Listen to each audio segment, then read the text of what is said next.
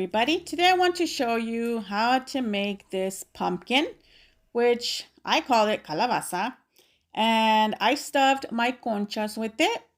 And look how good that looks.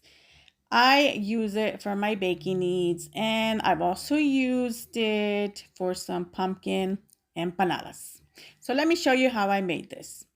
In the pot, now there's really no exact measurements. You can add as much or as little, but here I added some pumpkin puree, and this is fresh. This is not from the store.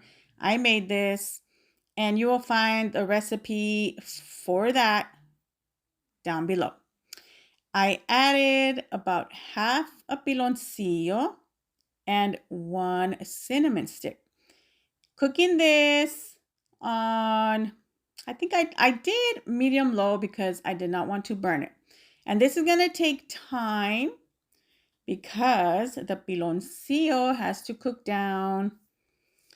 So just continue to cook it. Now, if it gets too hot and it starts to burn, lower down the heat.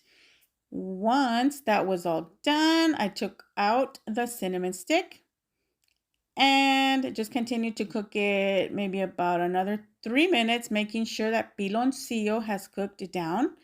And here I'm just smashing it, giving it some help. And this is done. I'm going to wait for this to cool completely before I store it. And I just put it in this container and I put it in the fridge and it was ready for use.